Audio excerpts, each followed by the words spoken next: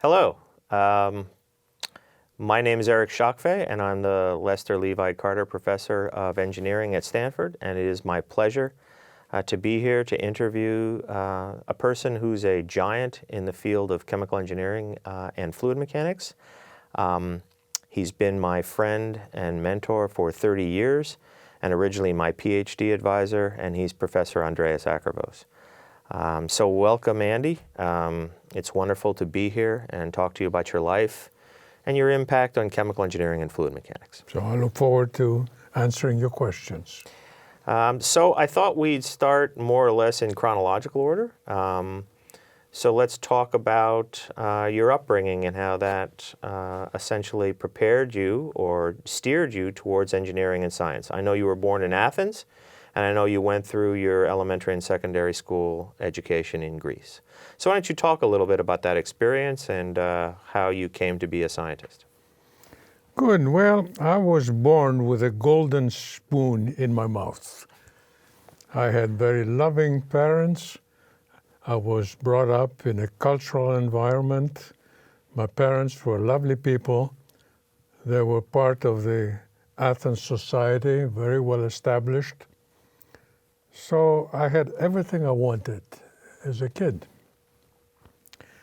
I went to grammar school in my suburb, in Syracuse, a suburb of Athens. And then I enrolled in Athens College, which is, in spite of its name, it's a high school. And it was established by Americans. Very high standards and very tough teaching. Teaching in the classics. Curiously enough, not so much in the sciences, but we learned how to study and study on our own. I grew up, my father was a part manager and part owner of a textile factory, and my mother, through her brothers, was related to a very prominent family of shipping brokers throughout the Balkans. So it seemed like my life would have been an easy one. I was going to perhaps inherit my father's business and live the good life. And then the war came, and the German occupation, and that of course changed everything. You can't imagine how dreadful the occupation was. Although we did not suffer as much as an awful lot of other people in Europe, it was the kind of years that I would much rather forget.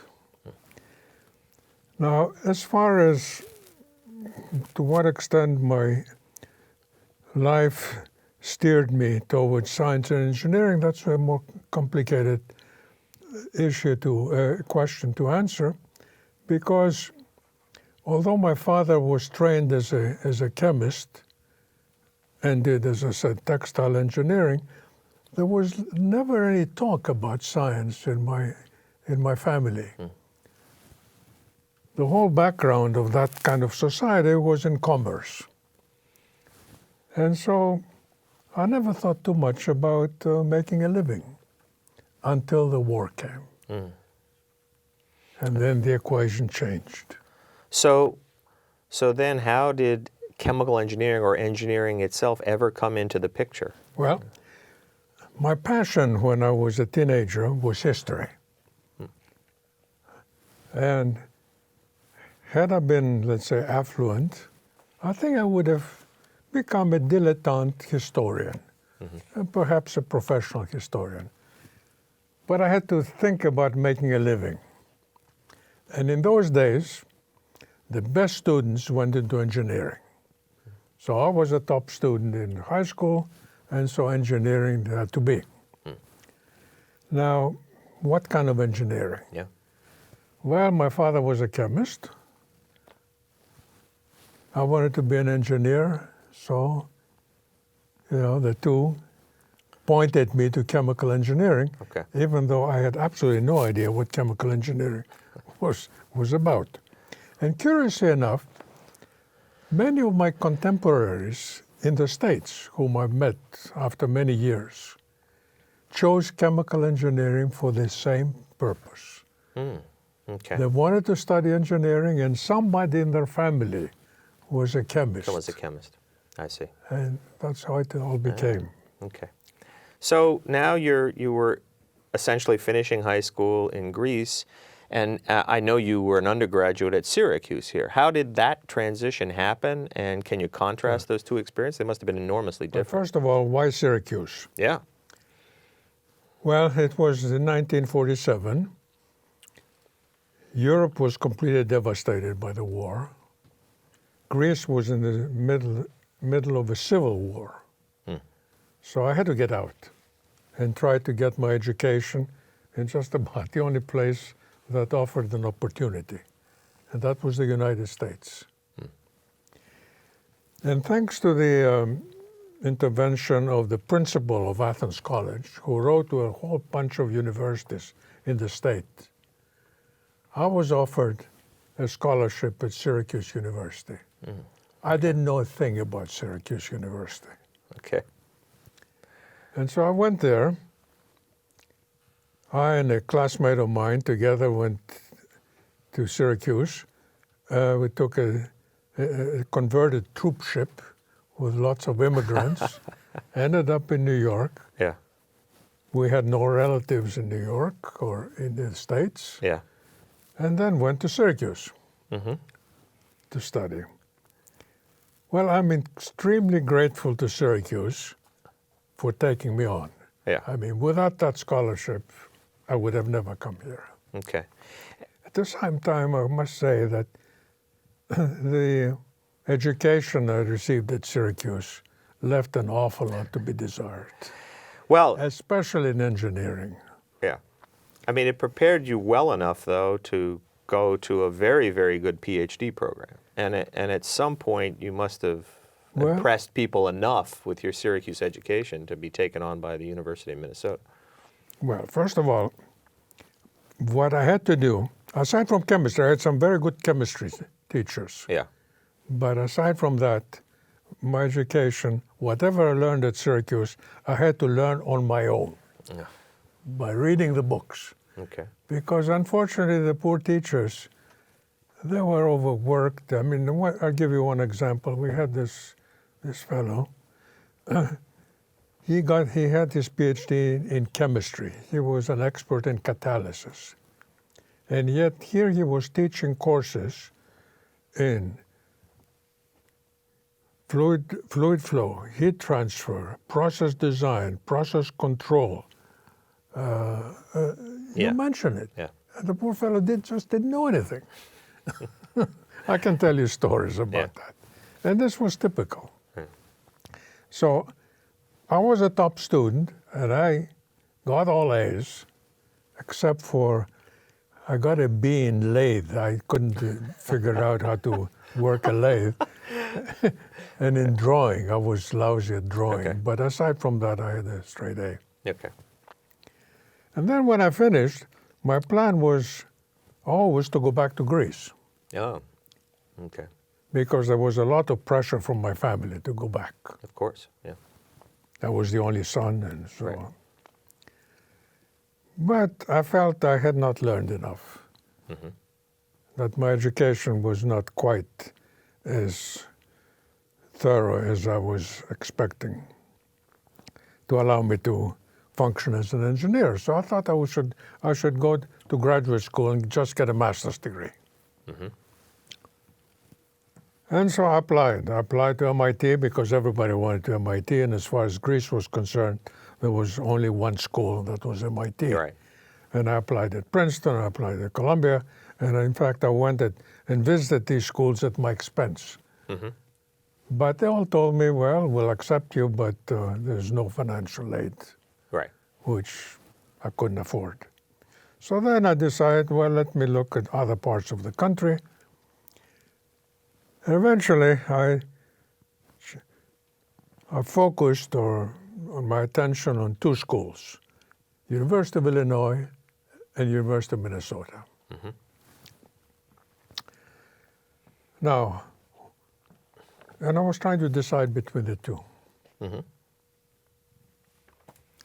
And now you ultimately decide to go to the University of Minnesota. The question is, why did I decide to go to the University of Minnesota? Yeah, because, well, at the time, I know that it was a very, very highly ranked school, and there were a couple of extremely good people there, including Neil Amundsen, who you ultimately work with.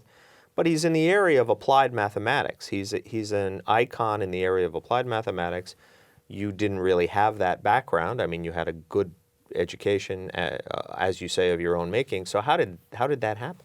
First of all, your perception of what Minnesota was like in 1950 is totally off the wall, I'm sorry to say. That's fine. Amundsen, who was 35 at that time, Yes. was totally unknown. And the University of Minnesota as a university was a respected university, but not one of the great universities. And the chemical engineering department was, let's say, unranked.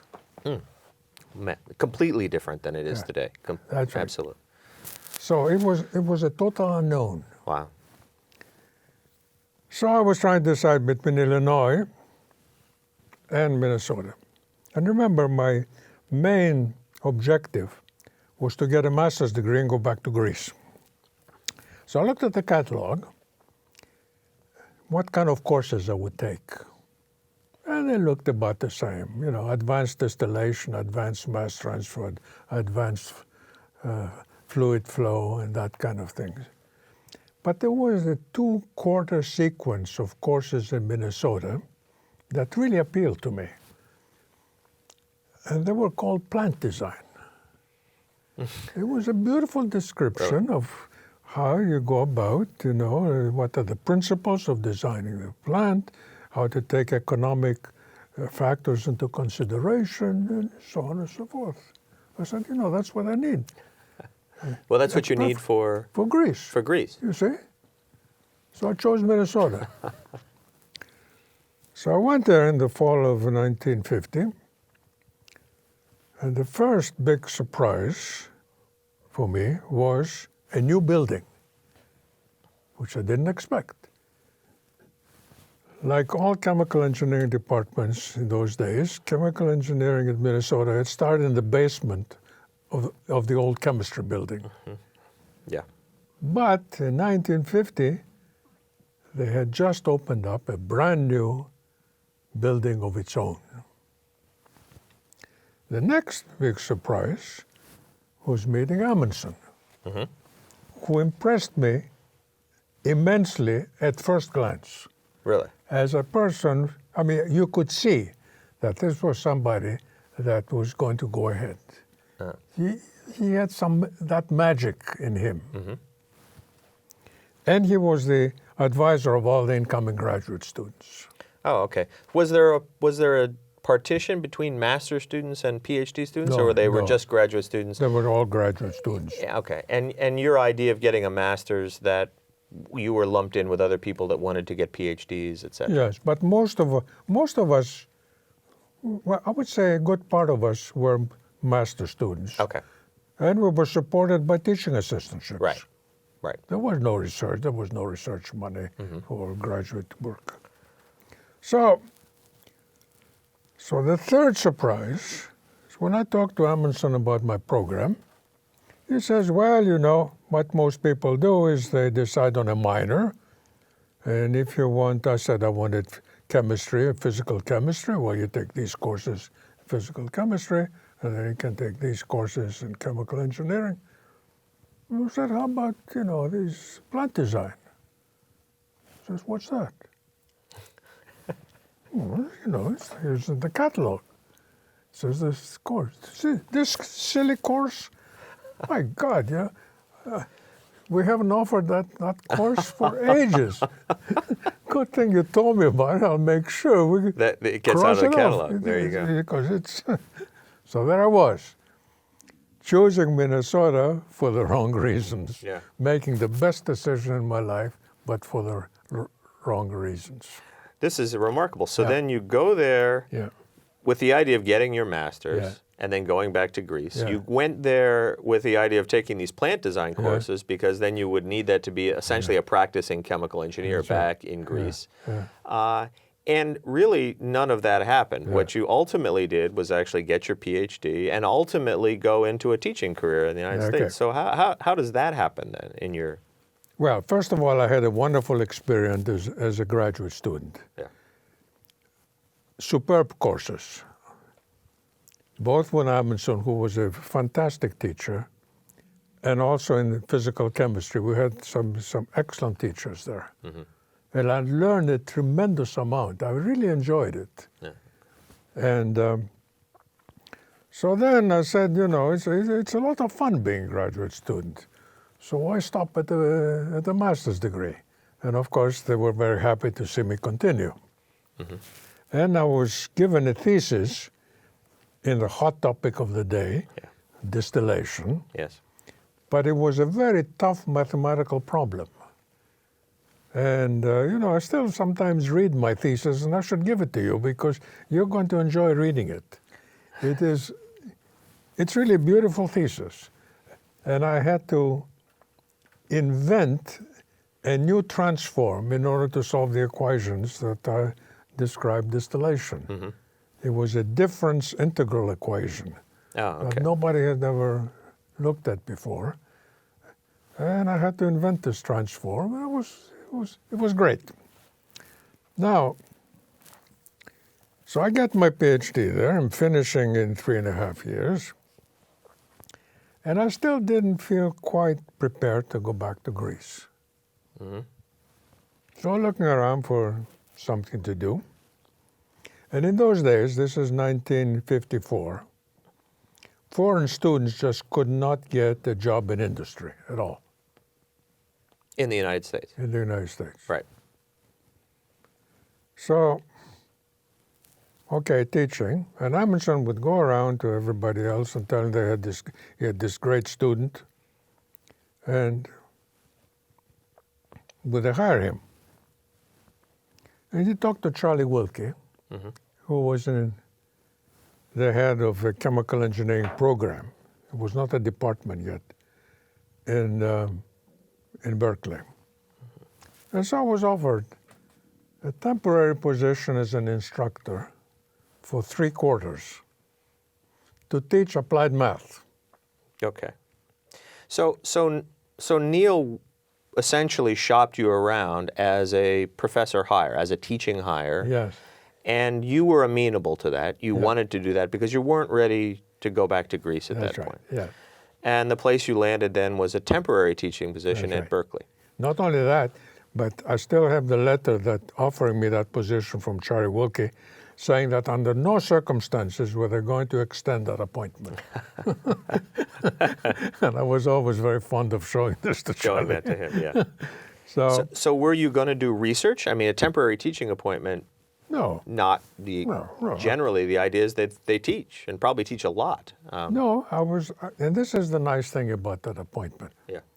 On one hand, it was a very cheap appointment. It didn't pay me. It was hardly anything. The salaries for professors in those days were really pitiful. The big money was made in industry. Right. But that was close to me. I couldn't go to industry. Yeah. I didn't have a permanent visa. I was still on a student visa. And so that was the only job I had. No other offers. Okay. So they gave me this job, and I taught, I think it must have been 2 courses a term, which I did. Okay. And then I wrote the papers based on my thesis, and I did a little bit of research on my own. But I had no graduate students. And it was a wonderful appointment. Oh, okay. Well, it was a no... wonderful appointment because I presume it was extended beyond the Oh, yes. the After about a quarter, they decided they better keep me. But you see, one problem with Berkeley in those days was, first of all, there were 2 chemical engineering programs at Berkeley. One in the College of Chemistry, where it is now, and one in the College of Engineering, which was called Chemical Engineering Practice. I see. And the university had to decide which one to keep and which one to let go. Right. So I joined a department which might have been yeah. abolished Yeah. within a couple of months. I see. But eventually the decision was made to keep the chemical engineering because it was obviously much better than the other one I see. in the College of Chemistry. And then to expand it further. Mm-hmm.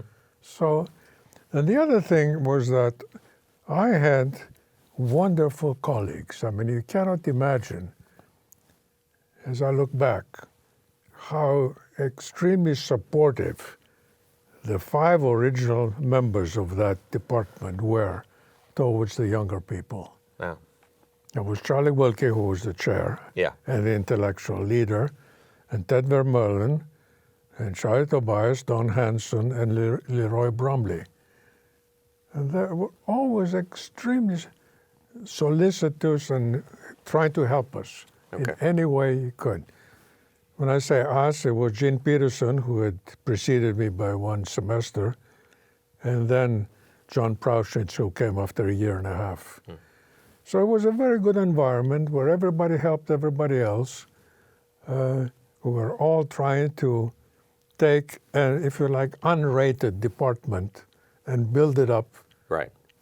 to one of the very first ones on an international scale. And everybody worked together. It was a wonderful experience. Yeah. That's absolutely wonderful. To have that kind of senior support for a junior person is invaluable in some sense.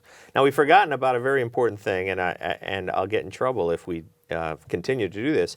At some point here, I think in graduate school, you actually met your future wife, Jenny. Yeah. And is she now with you in Berkeley from this move? No, I came in '54. Yes. And she was still a graduate student in chemistry. Uh-huh.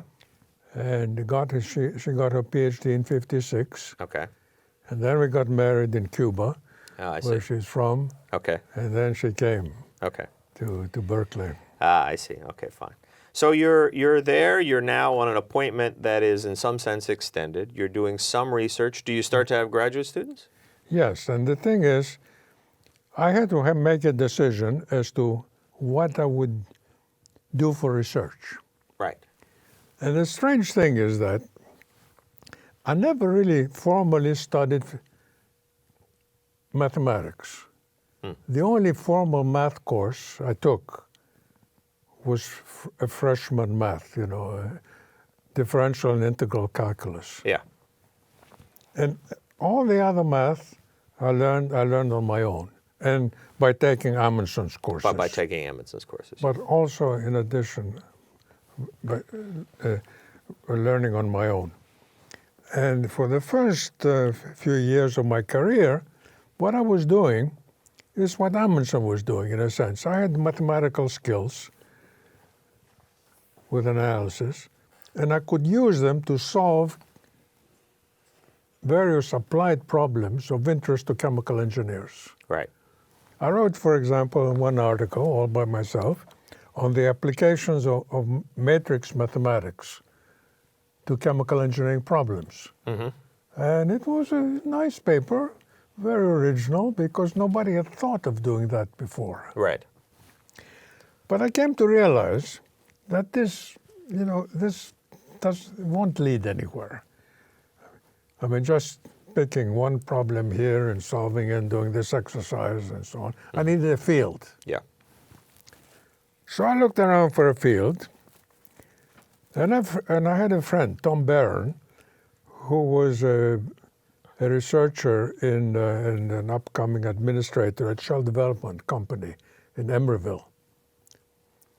And he advised me to go into fluid mechanics. He says, you're good at math, fluid mechanics is an active field, interesting field. None of your colleagues know anything about fluid mechanics. I didn't know anything either. But so it's a good opportunity. I mean, you didn't even take a graduate course in fluid mechanics. I didn't even know an undergraduate course in fluid. The only fluid mechanics I ever had was fluid flow, either Badger and McCabe. Mm-hmm. I don't know if the book means anything to you. No, I haven't actually seen the book. No. Okay, I will give it to you so you can see what it is in there. Okay. So I decided, okay, what I'm going to do is, but first I had to learn fluid mechanics. So how do you learn fluid mechanics? Well, by teaching it. So I got 3 other graduate students to volunteer to take a special course that I took on as an overload on special topics in fluid mechanics. I see. So I got a book and started reading it. And team teaching, so the blind leading the blind.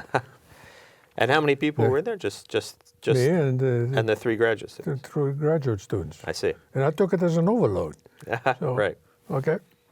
So we took Schlichting's book. And we started learning fluid mechanics from Schlichting books.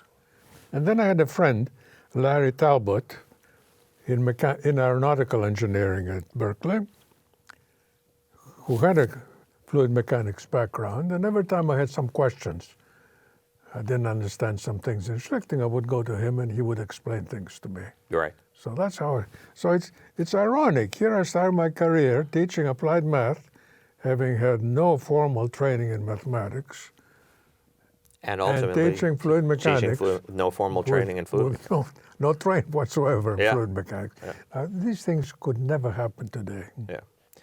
Now, the other aspect of your career, which is unique, I think, is not just that you moved into a field of fluid mechanics, which you had no formal training in, but also I think now it's fair to say that you're probably most famous for your mentoring of students. So now you're at Berkeley. Where did you get essentially your abilities, or how did you develop your abilities to teach and mentor students? Because that's certainly one of your strongest aspects. I mean, did you make this all up yourself, or did you did you look at Neil Amundsen and learn how to mentor from that point of view? Neil Amundsen was, of course, an excellent mentor. And he had the same ability. If you look at his career is very similar to that. I see. He had this ability to draw in a certain type of student who is ambitious and who is not afraid to take on challenges. Yeah.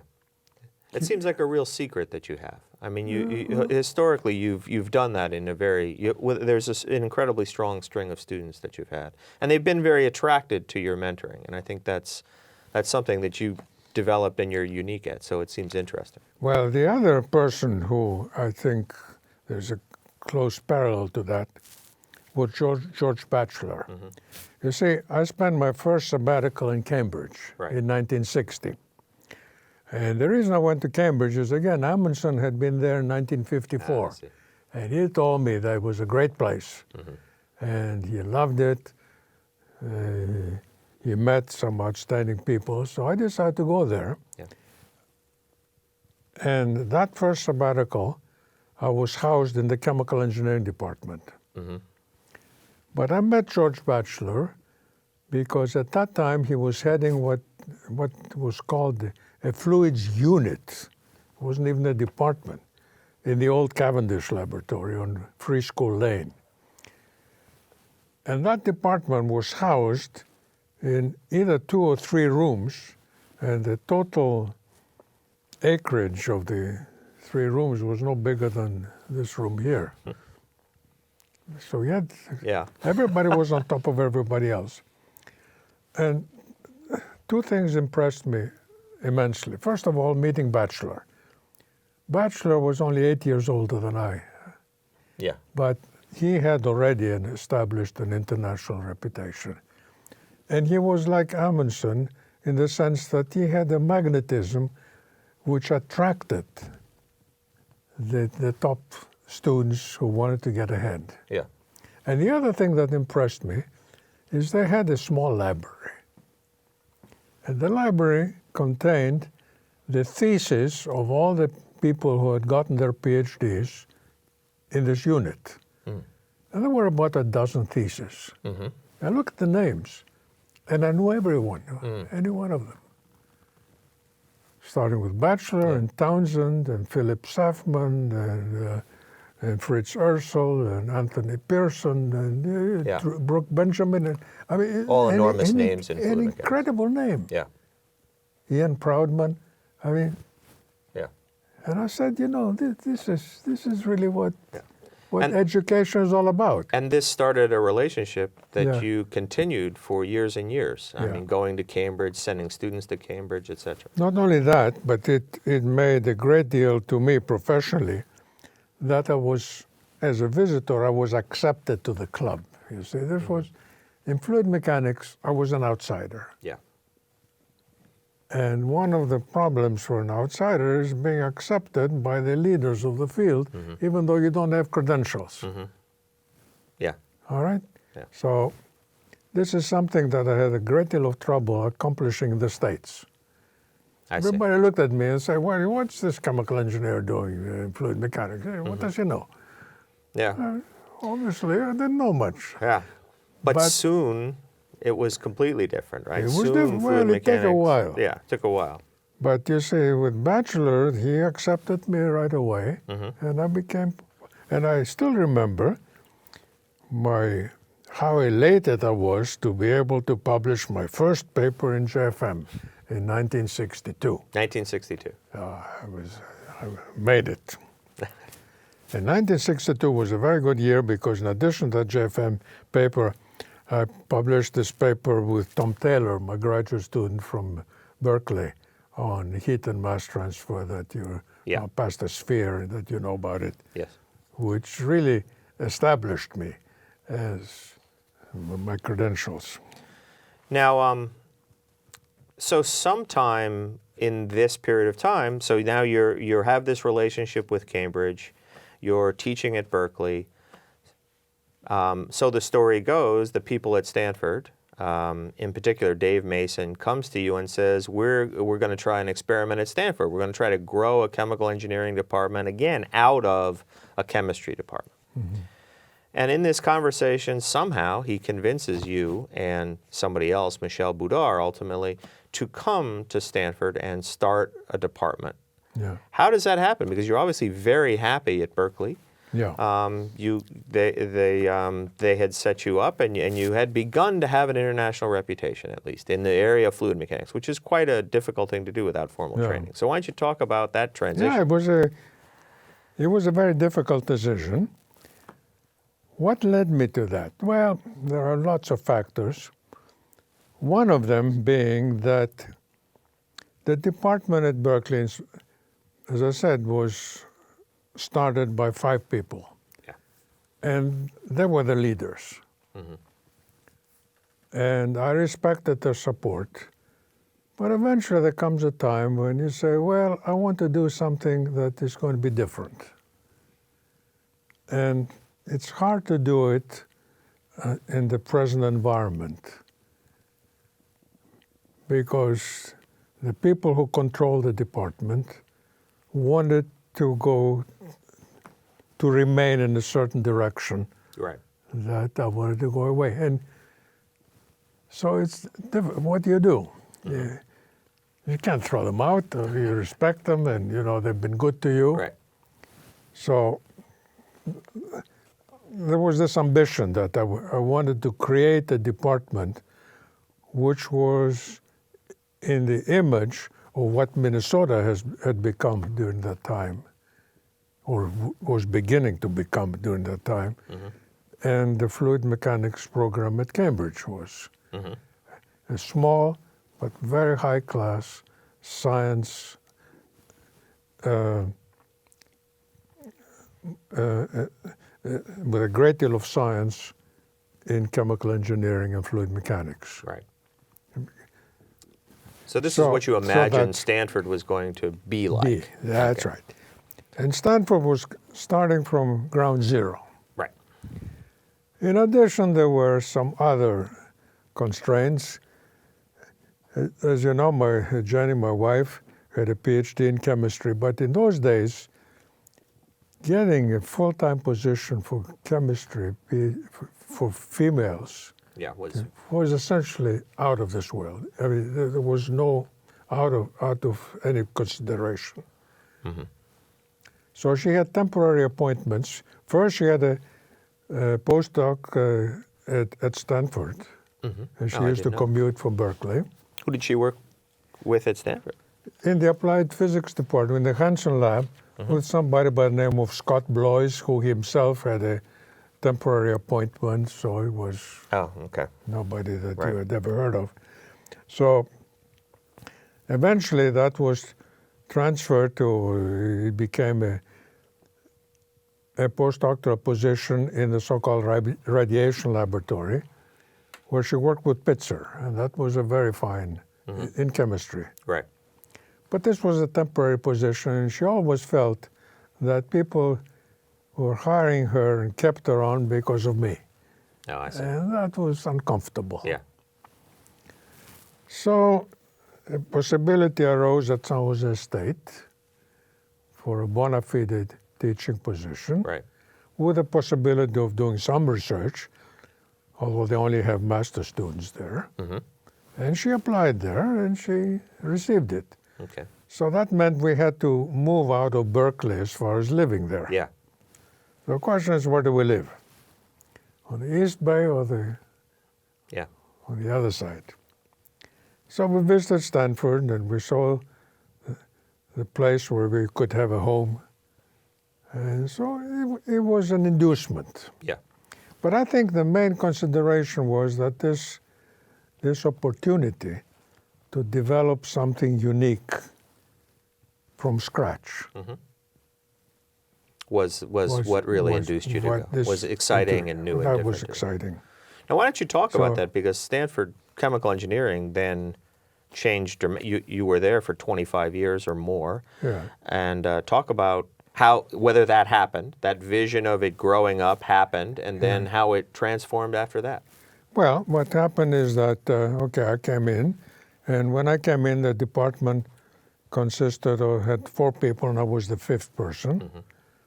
And then a year later, we hired Doug Wild, and after that, we hired Michel Boudard, and then Bob Maddox.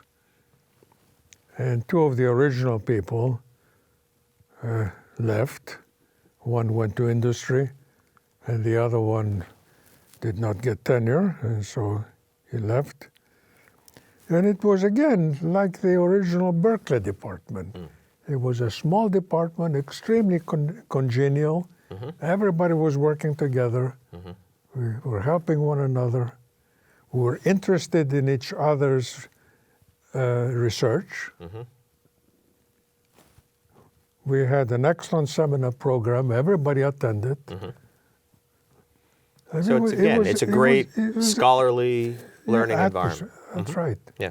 And we started attracting some really top graduate students. And when the first NRC report came out with the rankings of the PhD programs, our department, which was totally unranked when I came, was, I think, ranked either 4th or 5th. Yeah. Wow, that's amazing. So essentially, what you imagined happening at Stanford did happen. That's yes. Right. And then how did it change? Because you were there, and ultimately you actually left 25 years later or so to go to City College. Now those aren't necessarily related, but talk about the change in Stanford. Well, what had happened is, you see, just like Berkeley, when I was in Berkeley in 1954, and I'm talking about the campus as a whole, Berkeley was an ideal place. The lines of communication with the administration were very short. All you had to do is convince one administrator that what you're proposing to do was appropriate, and that was it. By that time I left Berkeley in '62, it had already grown. It had become very bureaucratic. I see. The lines of communication, you had to go through committees. And you can imagine what that led. The same thing happened at Stanford. I see. It grew enormously in this period. It grew Stanford in enormously. 1962, people don't realize that in 1962, Stanford was a dirt poor place financially. And we really had to scrounge to balance our books in the department. Even $1,000, a donation of $1,000 meant something Yeah, it was a to big us. deal. Yeah. Now, eventually, in the 80s, it had grown. Okay. Things just were not the same. Mm-hmm. By that time, I was getting to be 60 years old. I felt, it's not fun anymore here. Mm-hmm. Okay. I was sort of marginalized. People expected me to retire in a few years. I see. So, time to look for a different challenge. I see. Well, before we go to the different challenge, though, let's talk a little bit about your students. This must have been an enormous joy for you because Yes, of course. I know them because I'm one of them. We're like a family, an academic family. We know each other. We know each other's work throughout the years, and that was all. And you also know some of my Berkeley students. Yes, and I know some of your Berkeley students Yeah. too. So talk about your students a little bit. I mean, how do you, Well, I'm extremely fond of all my students. Yeah. And some of them have reciprocated my fondness and Yeah. others have not. But that's to be expected. Yeah. But I mean, we have events on a regular basis for you, and everybody shows up, it seems to me, just with an enormous enthusiasm for Yeah. you. So it's great. It's a special thing. Yeah, special. Yeah. What can I say? Yeah. I mean, I've been extremely lucky in attracting these kinds of Yeah. students. Okay. Of course, not everybody was attracted to me. There were lots of students that would run away as soon as I showed up. But that's the way it is. Now, when you started, especially when you started teaching at Berkeley and then in the early years at Stanford, you could say that you introduced a lot of these applied mathematical techniques to chemical engineering because people weren't using them specifically to solve chemical engineering problems or fluid mechanics problems particularly. For example, you talked about your paper with Tom Taylor about using the method of matched asymptotic expansions to solve flow problems past spheres, and people weren't doing that. And that was one of your big research contributions. How has that aspect of chemical engineering changed over your career? So applied mathematics and its applications. Yeah, what has changed now is computers. In those days, if you go back to the 60s, if you wanted to calculate anything of any kind of complexity, you were stuck. The kind of computers that were available, I mean, you have no idea how primitive things were in those days. So if you wanted to do any kind, let's say take any kind of halfway respectable fluid mechanical problem and you wanted to solve it, like deformation of a drop and so on in a shear flow, you had to do analysis. And to do analysis, you had to solve nonlinear equations, which you can't solve unless you use asymptotics, where you consider special cases. Right. And you'd say something goes to infinity, something goes to zero, you combine and so on.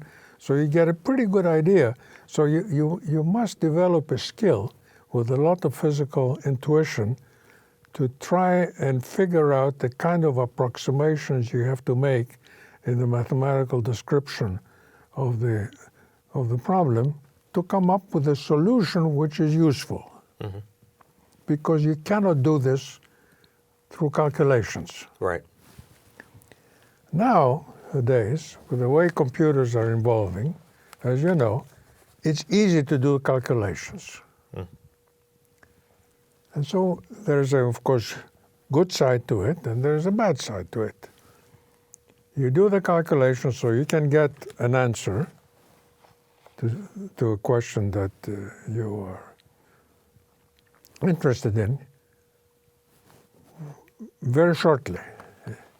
Right. Okay? And you get an answer to infinite quote-unquote precision. Whether the answer is correct or not, that's another story.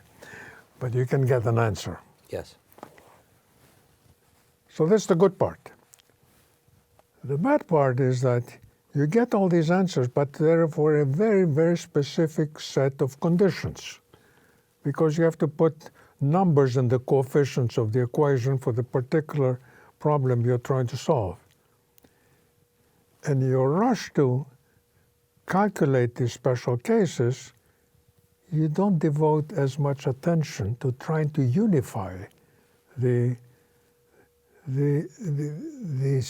solution to these special cases in order to get a complete picture of what's going on. Mm-hmm. In other words, the ability to analyze, to do asymptotic expansions has not evolved to the same degree as the ability to compute things. Yeah. In fact, it's the other way around. Nowadays, there are very few people that do any kind of asymptotics. Yeah.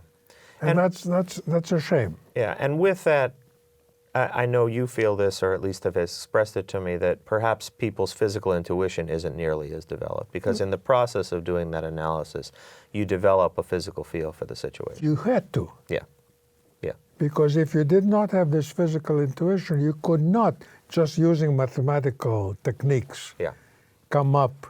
That is, you had to look at the problem and say, well, how does the physics evolve when I do this, that, and the rest? Right. And that would lead you to make the kind of mathematical approximations. Yeah. And a great master of this was G.I. Taylor, of course. Yeah. And it was being said by G.I. Taylor that he knew the answer he was going to get, and he used the mathematics just to make it look respectable. Right. And many of his papers read like that, actually, that he basically puts in a few mathematical steps to go to the answer that he knew was the answer to begin with. Yeah.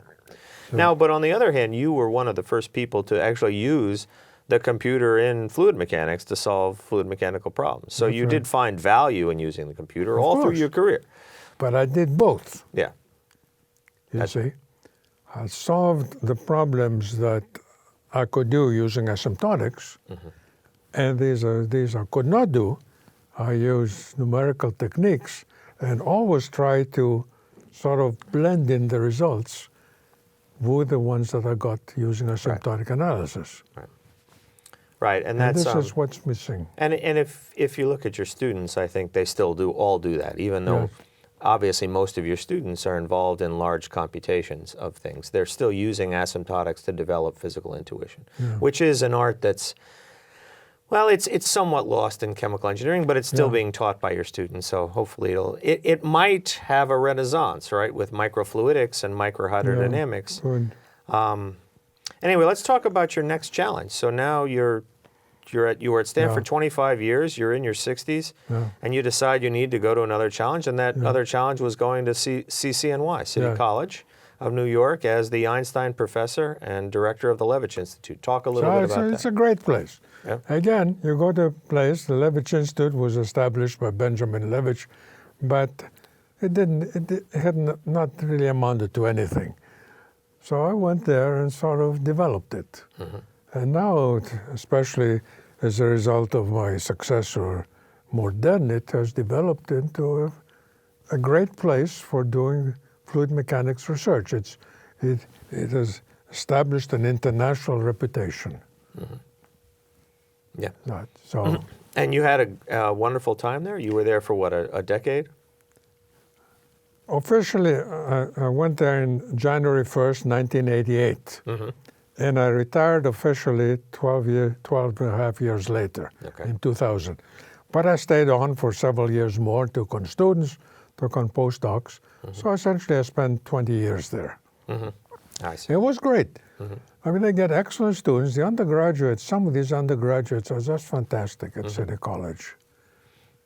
I see. Some of them don't belong in a university, but this is true in most other places.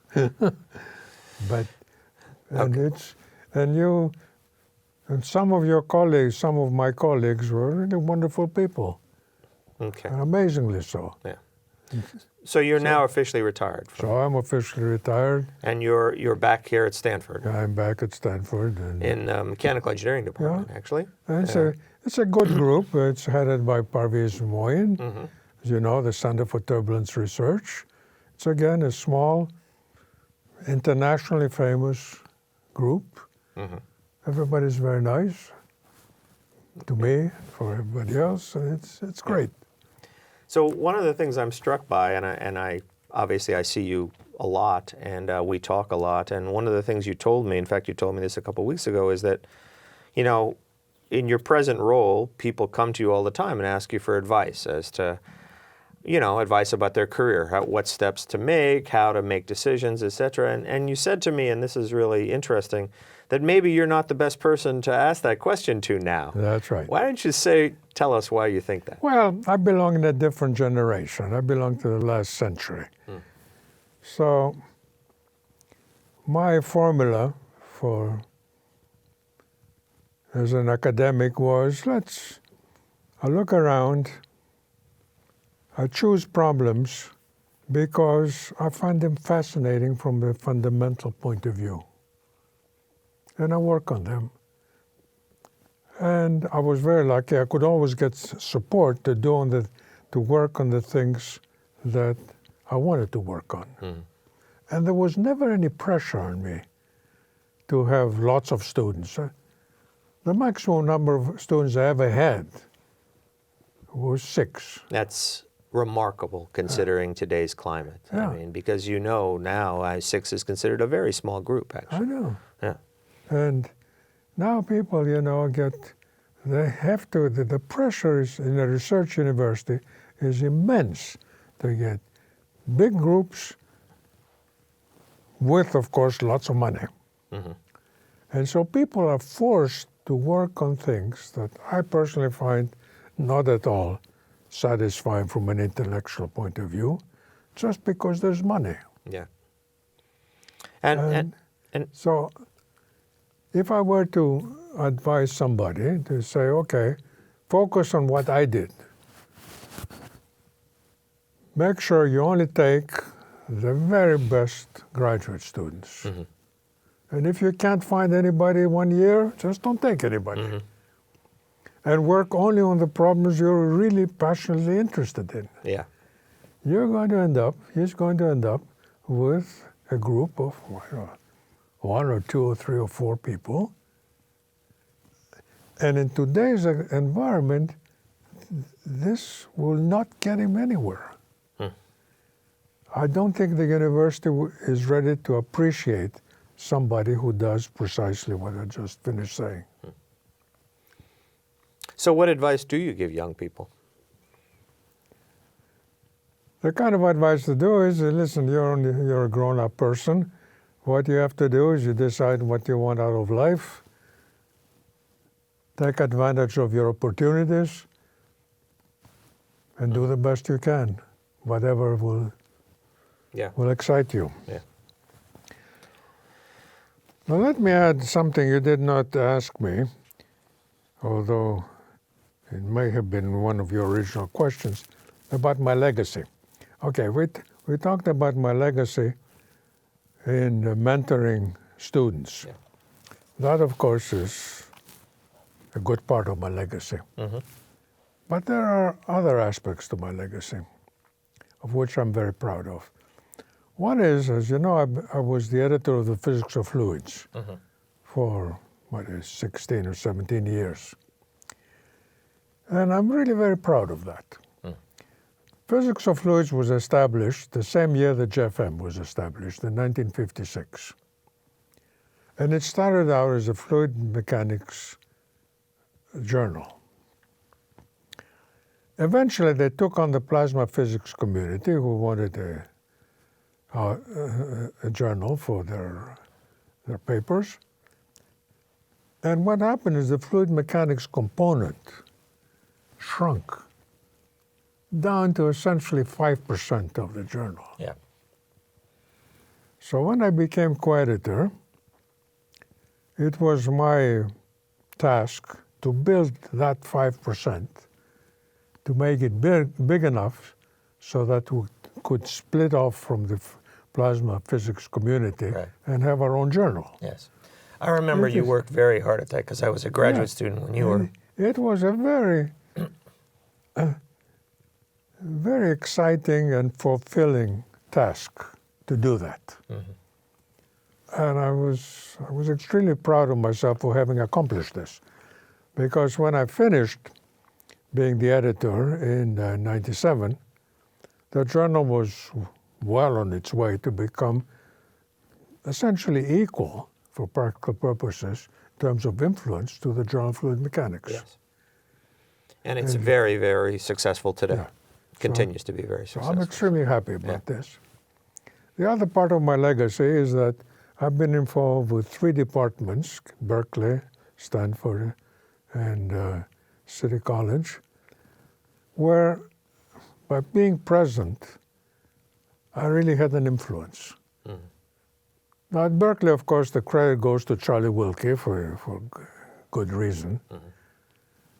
And to Stanford, I don't know how much credit I'm given these days. No, I think you're given enormous credit as one of the Right. founding fathers, and I'm the chair, so every time I present the department, I present your legacy within the department as one of the founding fathers. So I think that's...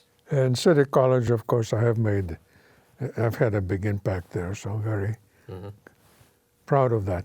And finally, there's another aspect of it, and this is the following. If you look around, there is now a group of chemical engineering professors, over 100, who are of Greek origin. And they're extremely successful. Very much so. And what I discovered many years ago, that in some sense, I'm partly responsible for this. Because, for one thing, chemical engineering way back when in Greece attracted the best students because it was the toughest curriculum. I see. And the students that were ambitious wanted to study the most difficult subject because they were going to learn the most. That was their attitude. I see. So there were these great students, and they were looking for something to do beyond what they graduated. Right. So they learned about this kid that he was the only one that had gone into teaching in the United States. And you were a role model then for them. I was a role model. Right. And a number of people have come to me and said, you had a big influence on me because I figured out, if he can do it, I can do it. Right. So, and we meet once a year. We have a dinner of the Greek chemical engineers during the ASCHE meeting, and I meet these guys, and it's a great joy to see them. How well the community of these Greek chemical engineers has done. In fact, I used to say as a joke that no chemical engineering department was worth considering until at least they had at least one Greek in the faculty. But it was a joke, of course. Well, this is this has actually been wonderful. I'm so happy that I've had this chance, and it's been great to talk about old times, and I learned so much from this as well. I knew most of the last kind of half, but the first half I didn't know very much about your upbringing. So it was really wonderful to share this with you.